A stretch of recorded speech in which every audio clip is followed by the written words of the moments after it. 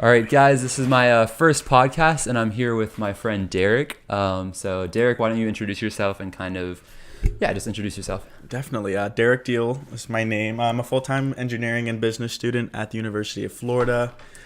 I'm in a big season of my life right now where I've been studying a lot of politics, so that's kind of like my current hobby. Born and raised in Orlando, and I've been in Central Florida my whole life. All right, cool. So I noticed you said you're, into politics and everything, and kind of like getting. I noticed on Facebook you're posting statuses about kind of open-ended questions, right? So it's about a topic that a lot of people are talking about, maybe, or maybe that you're interested in, but you kind of post it as an open-ended type thing, and I think that's really cool. A lot of people state their opinion and say, this is it, and that only opens the door to either, oh, you're right, or no, you're wrong. So I like how you kind of have it open-ended. So kind of talk about why.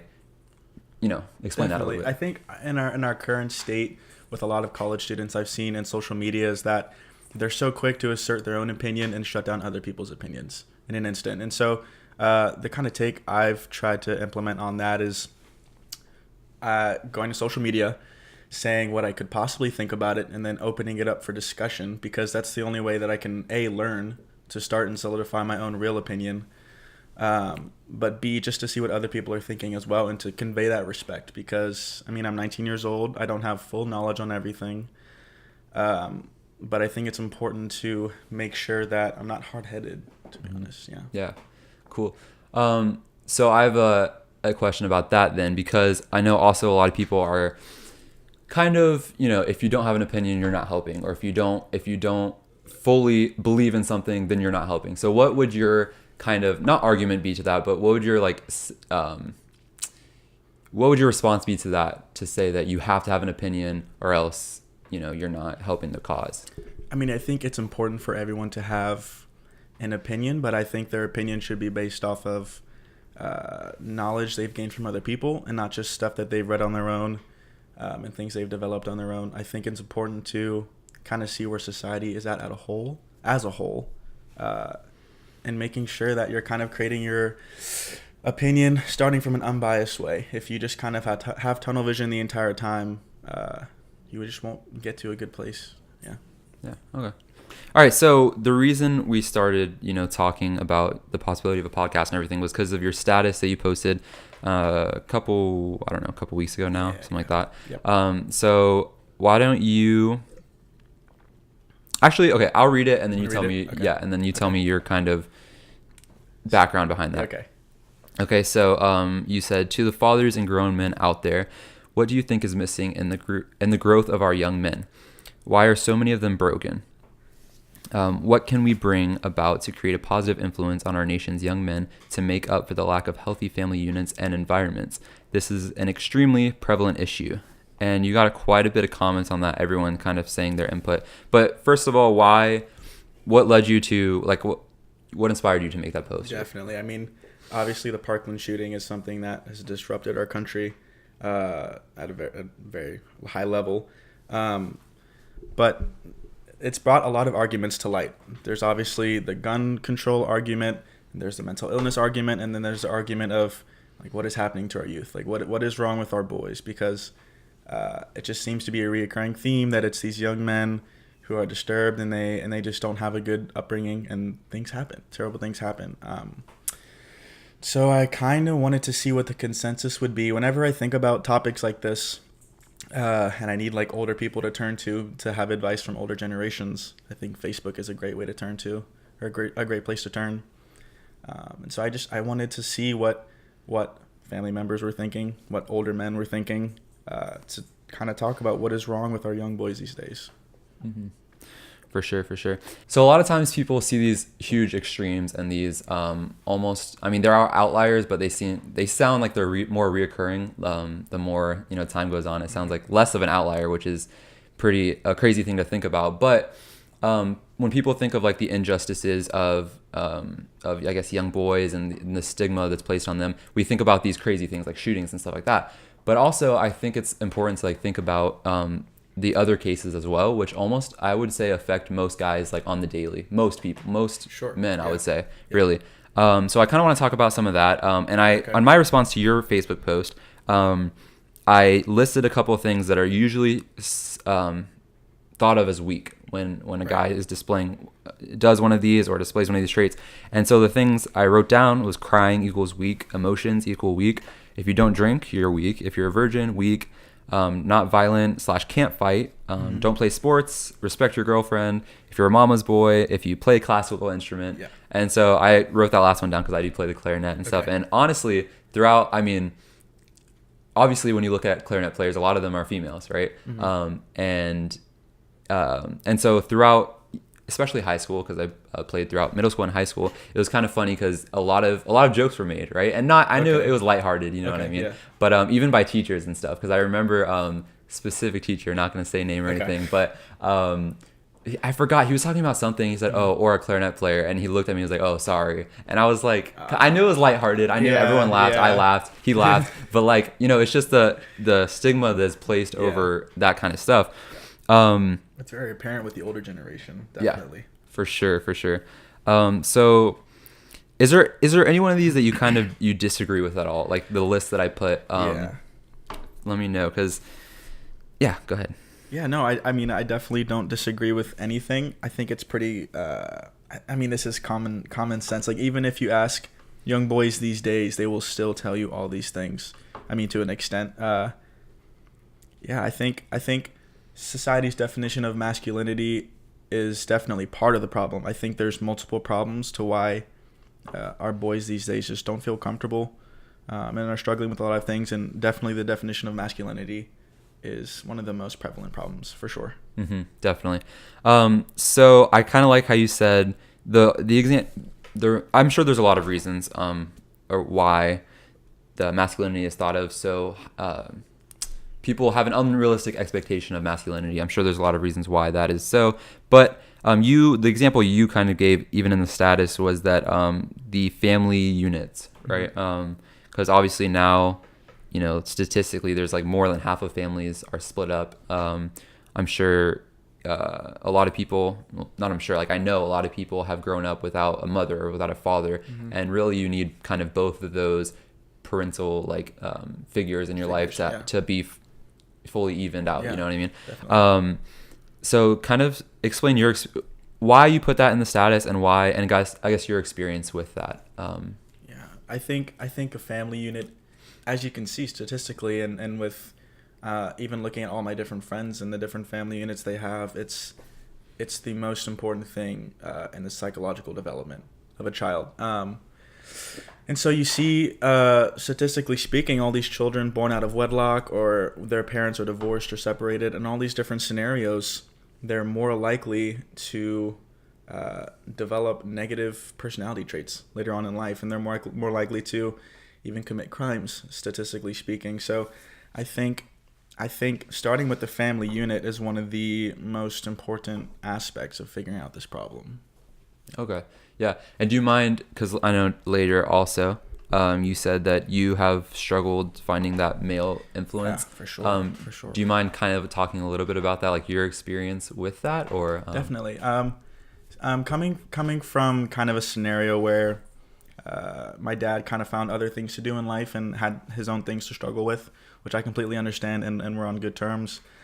It kind of left me in a place where my mom couldn't provide those kind of masculine traits in the household, so I had to look for them elsewhere. So I would spend a lot of time at my friends' houses, and I would kind of learn from their fathers. I would pick and choose different good personality traits that each of them exemplify, that I was like, you know what, those are good things to have. Like, I want to incorporate those in my life.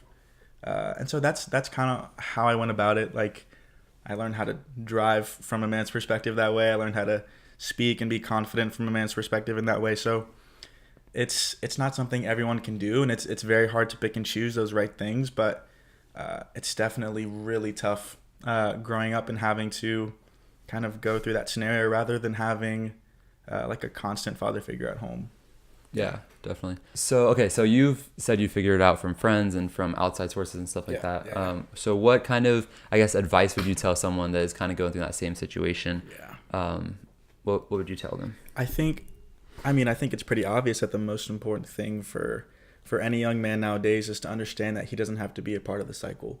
He doesn't have to be a part of the cultural cycle where you grow up without a father figure and you're like, oh, great, I have no one to follow, so I'm going to go and only take in negative influences, which you see the cycle in a lot of communities, and it's very hard to break that cycle for a lot of young people. So I would say to know that there's plenty of ways out there to help yourself grow in a positive way, and so you just need to make sure, for any young man at all out there that feels like they really need support and they really need a positive influence, that it's out there. You need to look, and you need to be confident and stay headstrong. It's that simple. You just have to keep looking and keep yearning for a positive influence. All right, so leading up into today, I asked you to watch the documentary "The Mask You Live In," right? And you said you watched that. Yeah, and it was good. Yeah, definitely. We're gonna definitely talk about a couple points that was in that video, or in that documentary. But what was your takeaway, just kind of from the entire thing? Like, was even specifics? Like, did anything completely shock you off the top of your head, or go ahead. I definitely think it was a very traditionally done documentary, but I appreciated the facts, the accuracy of their facts, because you can see in a lot of documentaries, often they kind of sway facts to tailor to their audience and what they want to convey. But I think the takeaway from it is that there's no emotional support for men, and we're not taught to convey our feelings effectively at all. That seems to be like the main idea behind it all. But the fact that shocked me the most was the suicide rate. That the leading cause of death for men between ages, I believe, 12 to early 30s. Could be wrong, but that's relatively that age range. The second leading cause of death is suicide. And that should really shock everybody that hears that statistic. And you said earlier that the documentary said the third leading case, but now, I don't know, the documentary is a few years old now, but now it's even second leading. Yeah. I mean, it was the third leading in the documentary. And I was like, there's no way. There's no way. I mean, how could we not be aware of that?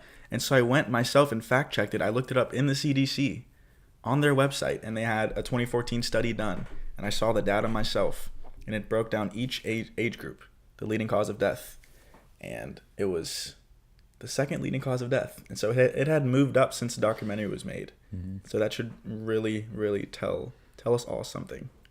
Yeah, for sure. And just out of curiosity, the first, was that car accidents? The first it was grouped into random injuries or something like that. Okay. So I guess freak accidents or something like that. Yeah. Okay. Yeah, that is interesting. And I wonder, did you happen to look up the same thing for females or for women? I didn't. I probably should have. Yeah, that'd be interesting to find out.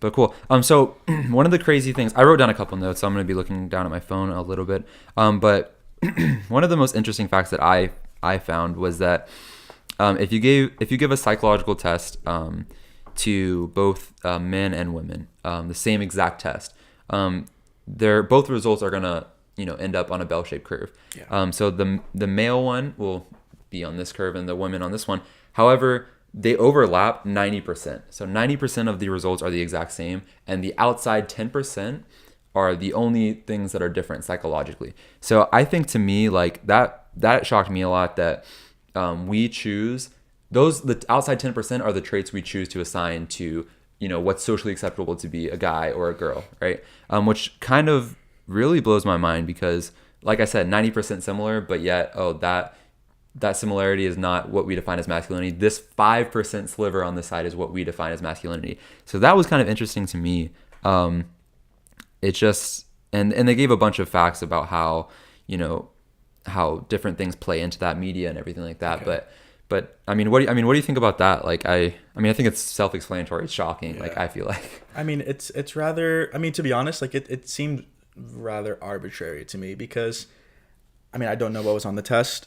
I don't know who they tested. Yeah. I don't know what the sample size was. So to me, I kind of took it with a grain of salt, to be honest, because from my point of view, like it's not. I think if you did compile a lot of data, like it does make sense. Like it doesn't. We're all humans, boy or girl, male or female. So I don't think it's like inaccurate. I just think it would help support it a little bit more if they provided like context or background information. Like for sure. Well, like what is that 5%? Like how did men test differently than women? That's what I want to know. But they rather just said, here's the differences, and this is what society assigns. To be honest, I don't know if society assigns that. I don't know where that differentiation comes from. I'm curious to know, but I think if you look at the biology of males and females, like we have a lot of similarities. Like there's no doubt. That's why I do believe in that 90% range. But I think there's also inherently some clear differences between males and females statistically, just based off of how they interact. And so I think it's pretty simple in my opinion to kind of see where that 5% comes from. Mm-hmm. Yeah, definitely. So another interesting fact that I saw that I thought was really cool, and I definitely can see this, and not just it's not a fact, it's just a way of thinking, really. If you ask a kindergarten class questions, yeah, right, if the teacher does or a guest speaker comes in or you yourself just ask a question about how they feel or what they think, every single hand's going to go up, usually, at least what I would think. Like every I want to answer, you know. Yeah. And as soon as it reaches about, I'd say middle school, 6th, 7th grade, you know, you start to see, and it's apparent too, because I mean, this was how many, 7, 8 years ago for us, I guess. I can't remember, something like that.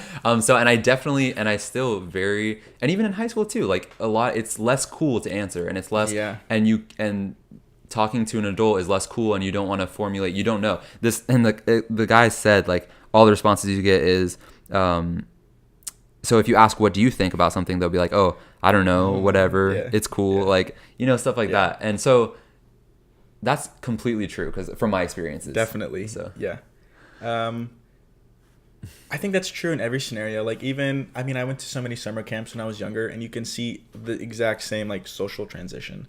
Like it wasn't cool to speak up. It wasn't cool to like talk. It wasn't cool to have conversation. It was cool to be like, I don't know, it's whatever. And it just makes so much sense. And I'm really glad they brought that up, because it shows the clear transition in men and kind of what they go through at a young age that turns them into that person later on. Yeah, definitely.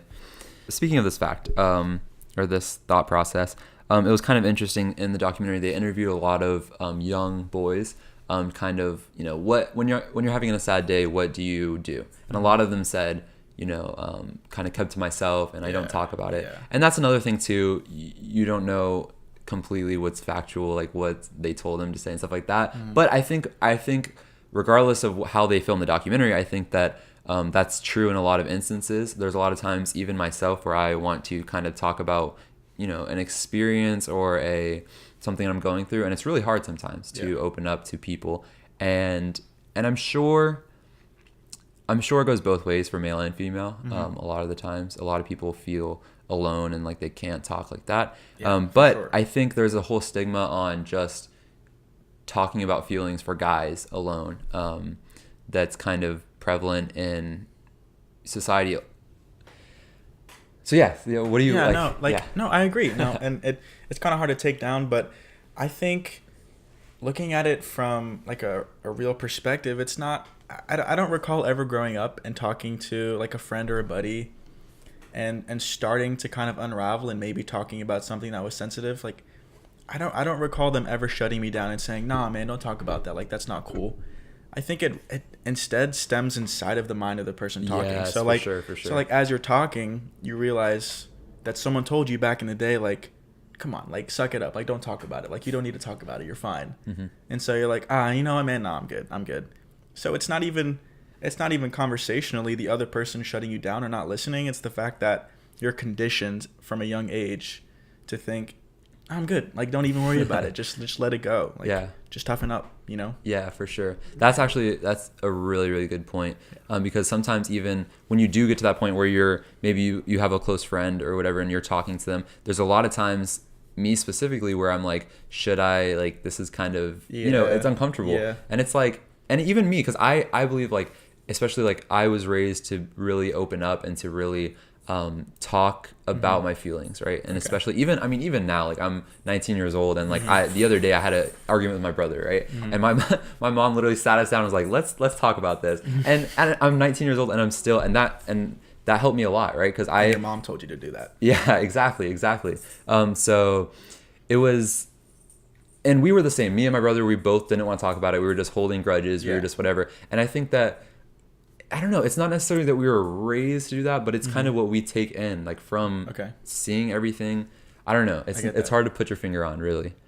Because even though, like I said, even though I was raised to do that, it's still, why is that uncomfortable still, you know? Yeah. I think that kind of stems from maybe hanging out with people that weren't raised that way, and then seeing how they react to things. And then as you grow, it's kind of like a small seed planted in your mind and saying, well, I could open up fully, or I could be like this person and like the rest of the guys and just say like, nah, I'm not even going to work this out right now. So I think there's that choice of conflict resolution. Yeah, definitely. That's super interesting. Yeah. And something I also commented was, on your post, was that most of my life, like, I mean, even the earliest I can remember, like kindergarten, even like pre-K, I remember usually my best friends would always be girls, like a lot of the time. And I feel like, and of course I would have guy friends, and I've had a couple best friends that are guys too. But I feel like it's always been easier to kind of, I guess, talk about that things and feel less judged from a girl standpoint, which is kind of funny too, because when you think about girls with other girls, you think they're so judgy to each other. That's what most of the time the perception is. But it's just, I guess, maybe with the guy-girl relationship, or maybe it's different. I don't know. Yeah. That I've always felt like it's so much easier to talk to a girl than a guy about these things, like sensitive things like that. Yeah. So what do you think? Has that been your experience as well? I mean, no, I agree 100%. But I mean, now that you bring that up, it kind of makes me think about my childhood a little bit more. And I mean, I hung out with plenty of girls back in the day too. Like I just had a lot of girlfriends. Like it was just that way. And whenever they would hang out with me or like whatever guys I was with, they would always say like, oh, I love hanging out with guys. Like there's so much less drama. That too, yeah. And I'm like, wait, thinking about this now, there's less drama because we don't know how to talk about feelings. We don't know how to talk about things like that. So inherently there's going to be less drama. So I don't know. I mean, I think that's pretty pivotal. I think I think that women identified that, and then it's kind of like always been known that we just don't know how to talk about things. Yeah. Dude, I actually have never thought about that. Yeah, definitely. I'm 100% that plays into it for sure. Yeah. Wow. So what about relationships with guys that you've had? Like, have you had have you ever had that relationship where you 100% you can talk about absolutely anything, if this from the smallest, maybe pettiest thing to the most emotional experience? Like, have you ever had that person where you can literally go to it? That's a guy. That's a male. Have you? Yeah. No, I mean, thankfully, like I've been fortunate enough to have people like that in my life. Since like 6th grade, I've had best friends in my life. Great. And I think that's also what helped me to be in this position now, where I think a lot of other people in my scenario growing up might not have that. Yeah, definitely. I've always been able to have maybe 1 or 2 guys I can open up to on the deepest level, which I think is extremely important. Funny enough, I've never had a girl that I could open up to that much. Really? You'd be surprised. Yeah, actually. But yeah, definitely. Yeah, for sure. Yeah. Huh. Okay. So those were our experiences. And obviously there's a lot more that goes into it. I think we could talk here for hours about just kind of experiences and how it's been for us. But let's talk about what kind of leads into that. Like why is this even a thing? Why does, society definitely plays a role into it. Media, I think, plays a role into it. So let's just talk about, again, from the documentary, archetypes in movies of male characters. So there's 4 main archetypes that they talked about in the documentary, which really, when I was thinking about movies, most of them fell under one of these 4 categories.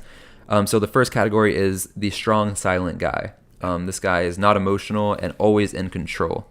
And this is kind of like, I guess, like a 007 type thing where the male character is probably like what it says, always in control. Yeah. And he never shows emotion. He's like, oh, I got this. Yeah. And most of the time alone, like I can do this alone. You know what I mean? Like, don't worry, I got you guys. It's all me. Yeah, exactly. So the second archetype was a superhero character, which is probably the most relevant. We probably know that the most Yes. engaging in high levels of violence. Usually it's for the greater good, right? He's saving people and doing that stuff. But it's usually they're obviously buff. They have a special ability. They're smarter than everyone. They're whatever. A lot of times rich too. They have a lot of money, which I think feeds into the masculinity stereotype. The third archetype is the thug that predominantly is played by an African American usually. In the at least in the movies. The fourth archetype is the man-child, who's the male in perpetual adolescence. He usually has no body muscle. But strangely enough, he still displays masculinity by usually chasing after women, always thinking about the women, the woman he can't have, and always kind of just on a quest for that I mean, female. it's like the Hangover movies. Like, yeah, who can drink the most? Who can get the most girls? Who can spend the most money at the casino? Like, that's a form of masculinity. Yeah, definitely. Yeah. And then the last one, no, that was the last one. Yeah. So those are all the four archetypes, and it's really hard to find a movie. There are out there because I thought of a couple, but it's really hard to find a movie that doesn't, the main character or the male character doesn't fit under one of these archetypes, which is really interesting. So what do you think? It's interesting. I would say it's kind of naive to just blame it on movies and blame it on stuff like that. You can't blame it on one thing. But what do you think? Do you think that plays a factor in the whole crisis of masculinity? I mean, there's different like avenues to think about this. I mean, as you bring it up, because is it a result of the older generations currently in control of Hollywood, or is it because this is what the Hollywood producers think the population wants? Like, so I don't really know which avenue to attack it at. I don't know, because I think as time goes on and the new generations come through, the only thing that's planting that false seed of masculinity inside someone's mind would be movies, because it's the only thing that stays continuous over time. And I mean, the superhero is not going away. The big buff superhero is not going away. Those types of things. So I think that's a negative influence that's going to continue for longer. I don't know which way to attack it from though. Yeah, definitely that thing you were saying about, is this Hollywood controlling it, or is this what we want to see? And honestly, I think it's both. But mainly I would say most of it is kind of what we want to see, really, because we all, whether we like think about it or not, when we watch a movie, we like to feel that sense of what if we were in that situation, when you're watching a superhero movie, to see a guy in control with tons of money, with women, all that stuff, it subconsciously makes you feel like, dang, like that would be Maybe cool. I could reach that one day. It makes you feel like you're kind of part of that. Yeah. And so I do think that we definitely, Hollywood definitely gives us what we want, as a whole society. I definitely think that. I guess that's kind of their job, I guess. I don't know. Yeah, exactly. They're only going to do what sells, and that's the stuff that sells. So yeah. And I don't even think that's a bad thing. I think that movies should be an escape, and you should be able to feel a sense of like, whoa, like what if this was me? And it's kind of a cool, that's what gives movie and like moving pictures, that's what makes it so cool. Yeah. And that's what makes it so, attractive. Yeah. So I don't think it's necessarily a problem, but it can lead to the problem. Yeah. I'd be curious to know what it would be like to grow up without seeing all these movie archetypes. Like kind of compare someone from another country that for some reason the kid doesn't watch these movies, and then someone from the United States where they do watch these movies, and kind of see how they differ in forms of masculinity, or like their aspirations for masculinity, That's a good comparison too, because I feel like the United States is obviously one of the most I don't know how to explain it, like media driven countries for sure. Yeah. So we are definitely exposed, I would say, to the most, just everything, exposed to everything really. So it is interesting to compare those two, because I feel like also in a way, I know everyone doesn't like to say it and thinks otherwise, but in a way America is progressive. We're starting to get there. Everyone like progression is on everyone's mind, right? We're always thinking about that. And so we are, obviously there's inequalities for sure, but we're striving to get not to there, right? And a lot of countries have that kind of unequal mindset to where, it's still stereotyped to be the woman is usually the the chef in the family or the person who makes dinner, who does laundry and all that stuff. And I think it's more acceptable nowadays in America for the guy and the dad to be doing those type of things. So I feel like even though we do have a lot of issues and I'm not downgrading any of that at all, right? But I think that in that way, America has kind of progressed. But then it'd also be interesting to see people that aren't exposed to that stuff in other countries. So, I mean, I think it goes both ways. I think that it would be interesting to compare. And I don't know, maybe we can interview someone. No, I get that. I think, I mean, in both, like, so systematically, I think the United States, I mean, clearly everything is on an equal playing field right now. But on the contrary, societally, that's a different story. Because cultures differ, states differ, and you see that it's very apparent in different types of people these days in different social groups. So systematically, the United States is, I think, where we need to be, but societally, like we're behind. The whole masculinity thing is a problem. A lot of women's issues are a problem. That's another conversation to have. But compared to other countries, I think the United States is in like a very specific place. I don't really know how to go further on that. Yeah. No. Again, we're not. But need to go further on. Yeah, exactly. So it's a different topic as well. I just real quick want to say something I would have to a little bit disagree with. Is that I think systematically, what's it called? Systematically. Right? Systemically, something like that. Systemically, same thing. We're definitely getting there. I do think there's still some things within the system and within the government with representation and with even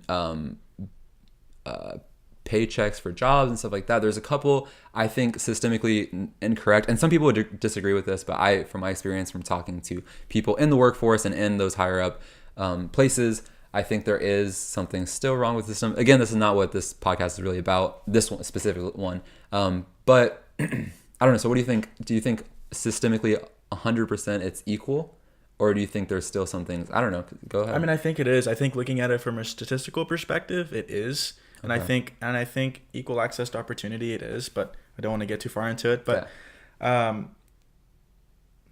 think what gets confused in our society these days is, sure, there's plenty of anecdotal evidence to negate that, but that is not sufficient enough when you look at the actual like hard statistics.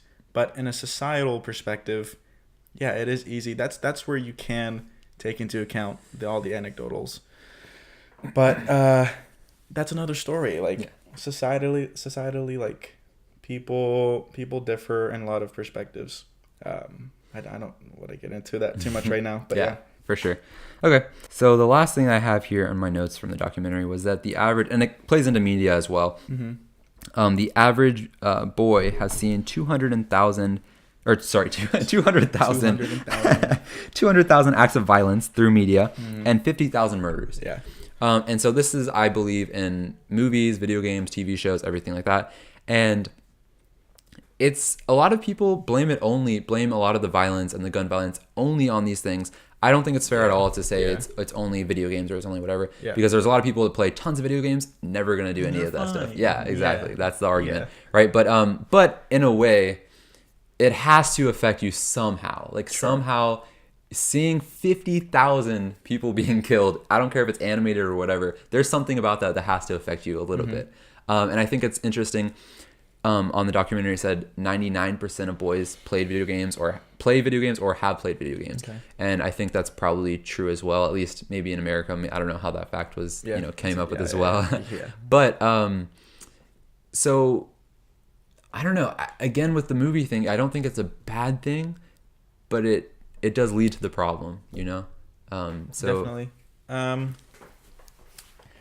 I think video games are I mean, it's an inanimate thing. Like it's what it does is only a result of the person using it and the mind using it. So it has whatever effect you want it to have.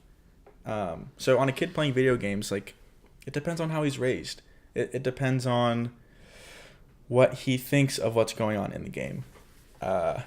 So I guess if parents kind of walk their kids through video games and they're like, okay, like, you can have fun and stuff, but understand like in reality, this stuff is not the case, or this stuff is not acceptable. Mm-hmm. But I guess for kids that never had that influence in their life telling them, hey, this is not real, like, keep in mind this is a video game, this is for fun. Mm-hmm. I think that's where you start to see things go south. Yeah, and the ratings too. I believe that a lot of these games, because another statistic, it was like half of parents don't even monitor ratings at all. And honestly, admittedly, a lot of the ratings are kind of stretched and are kind of like, I feel like pushed up. There's a lot of games that, like M, and you're like, what? Like, this is, Yeah. But I think that does, if you're starting to play games, and a lot of people have, that's the thing too. Like, I personally was raised video game wise on a pretty strictly, right? We didn't play too many like first person shooters until I got older, right? Okay, but a lot of people, I'm sure, what has been your experience with video games? I just kind of played whatever. Like, yeah. I guess I know. I was never told like, Derek, this is bad. Like, I was never kind of guided through it.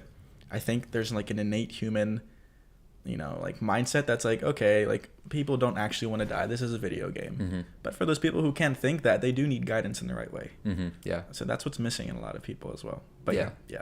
Exactly. And everyone's different. Everyone's raised differently. It all comes from, I think, the parents' overview of the child. You can use your own judgment, because you could have one child that you feel like is completely, okay, they're fine, they can do a lot of things. And then another of your same, like, another child could be, you can tell that, oh, maybe they should stay away from these types of things or stuff like that. And so it all comes from the parent. There's no set thing like, oh, every parent should do this or not let them play this or whatever. It all comes from the child and then the parent's responsibility for that, for sure. So last question pertaining to video games specifically. Do you think that someone who has never played a video game, never, even movies, never seen a murder on any type of media or anything, do you think if they saw gun violence in real life, do you think that they would take it more, would it affect them more, or would it affect someone in the society who has seen that all the time? Obviously, it's still going to affect them seeing a murder in real life, because like we said, there is a difference and whatever. But do you think it would affect the person who's played video games and all that stuff more, or the person who's been exposed to none of this at all? Okay, so one person has never seen any type of death, physical or virtual. Correct. And the other has at least virtual. Mm-hmm. I don't know. I'd be curious to read a study that's been done on it. I'm sure there's been studies done on it. Yeah, for sure. I guess from a common sense perspective, I guess it would probably lessen. It'd probably lessen like the desire for enacting violence. Like that's the only like logical thing I can think of. Mm-hmm. I guess if you watch like a movie or a video game, you're like, okay, if this guy pisses me off, I have to punch him this way.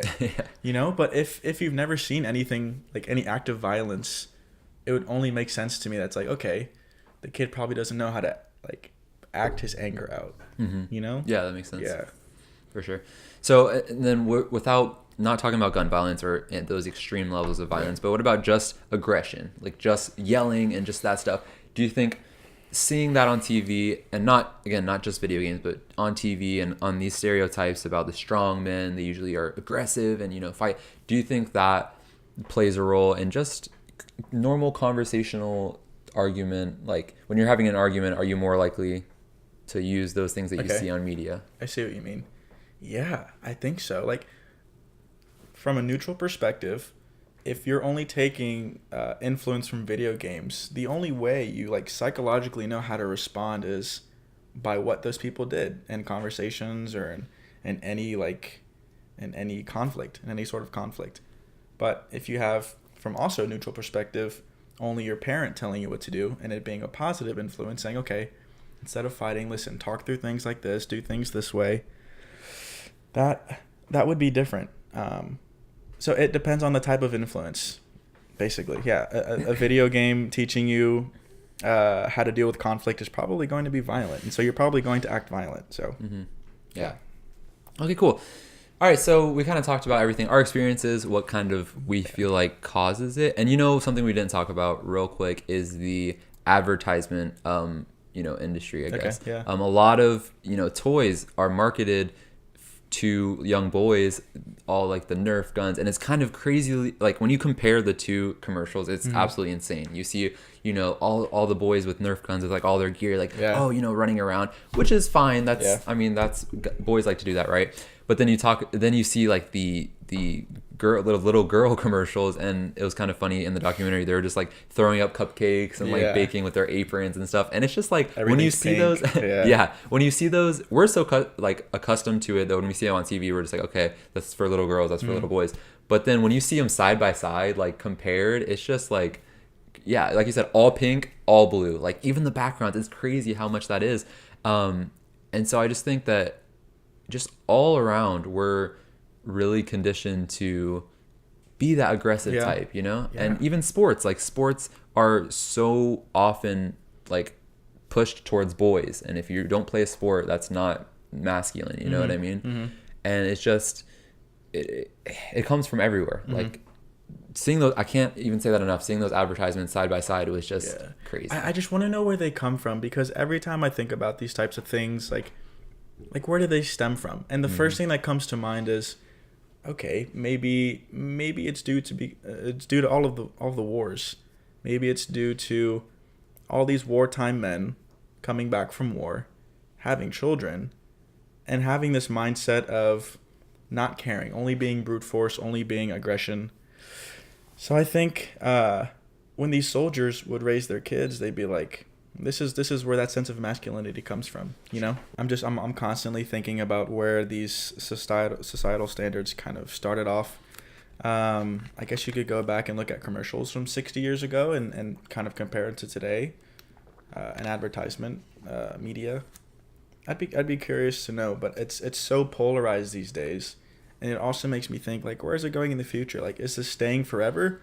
Or as this generation grows older, are we going to change that? Are we going to make things not more neutral, but just kind of eliminate the wide spectrum of boy and girl? You know what I'm saying? Like, not boy and girl, but masculine and feminine, because there's a lot of traits that everyone should have. Mm-hmm. So I'm curious to see how the future plays out. Yeah, and that's a perfect segue into the last thing we want to talk about, and that is how we kind of improve the whole difference situation we got going on. So what do you think are some ways that either society or you or someone watching or any individual person up to the big picture, like any change, what do you think would benefit the situation? I think in a perfect world, it could really start with our media. It could really start with like toy manufacturing. I mean, that's definitely like a starting point. I've put some thought to this, but not too much. Mm-hmm. I've been at it kind of like in a place where I've just been like absorbing opinions rather than creating my own, because I don't know where to start. Mm-hmm. I mean, from my own perspective, like, how could I know where to start? Like, it was never given to me, you know? So I really think it starts in the family unit. I think we really need to look at our country culturally, like down to the lowest level, and say, okay, from the ground up, how can we fix this? Like, how can we make family units stronger? How can we reduce the amount of children born out of wedlock? I think that's such an important thing. Whether the marriage is healthy or not, it's statistically shown that having both parents in the household has a positive influence on the child. Mm-hmm. Sure, there's always scenarios where parents are toxic, but that's another story. The sense that having two different figures in the household, it gives the child everything they need to grow. So I think we have to start in the family unit, and kind of teaching our boys these days these values of how to grow up and how to be open-minded men, and to raise the next generation of boys so that they're not how they were 20 years ago. Mm-hmm. The same culture. Yeah. Yeah, definitely. So those are some pretty big ideas. Let's talk about more on the individual standpoint. So okay. Definitely, and it's hard to do much. You know, you can raise awareness, you can do all this stuff, mm-hmm. but it's hard to actually like affect something, because you can say like, oh, the family unit, but like, how do you even start with that? And you don't know, really. Yeah. So what about just like the individual? Something I think that is really important to think about is not even based on the aggression thing. I'm just talking about like my own life. Like, I think that a lot of friends, even close friends, and again, I put this in the Facebook status, close friends that mean well, don't mean to be hurtful. That mm-hmm. teacher that I was talking about earlier, you don't mean to be hurtful. And I'm guilty of it too sometimes. Sometimes you have to, and again, it's hard because the balance between like being sensitive nowadays, so many people are so sensitive, and you do this one thing and it's like, oh, you meant this, and I'm like, no, I meant what I said, and that wasn't that. So it's hard to find the balance between being too sensitive and being, you know, helping the cause. I do think though there's a lot of you just have to be open. Man, I don't even know how to phrase this. You have to know that even though you can't change family situations, you can't change, you know, society. You can be the start to change, but you can't. There's no one person that can do this. You have to start with yourself, you know? Yeah. So I would say just to always be observant of, specifically pertaining to men, the men around you. And not every guy is, like I said, aggressive. Not every guy drinks all the time. Not every guy does all these things. Sometimes you might not even like it. Sometimes they might not like sports, right? I'm not a crazy sports guy. I'll go to a party and like watch a sports game or whatever, of whatever it may be, but I'm never like, I'm just like, okay, who are you for? Okay, that's who I'm for. Like, I don't find that interesting. I mean, I feel the same way, to be honest. Okay. Yeah. And so it's just not something I'm interested in. And that's like frowned upon. That's like, sometimes I'm genuinely embarrassed to talk about that. And I'm just like, oh yeah, no, why am I like that? So I think that if you're more open, you meaning us, meaning everyone watching, whatever, if you're more open to the possibility of a guy not being interested in those things, and maybe they don't display the masculinity, what society thinks of masculinity, you have to be open to that. And you can't, even the smallest things, and again, sensitivity, that's another thing, but like even certain things, I will tell you this quick story. It was honestly, I think within the past year, I was sitting in this room with a couple adults, and they were all fairly older than me. I think the youngest one was like 28 or something like that. So they were older. They're so old. So they were just older than me, at least. And they were talking about, I don't even remember what the situation was, but one of the people with a super deep voice said something, and he goes, and one of the other guys turns and goes, I thought, was that Xander? And they're like, no. And he's like, oh, I thought Xander finally got some bass in his voice.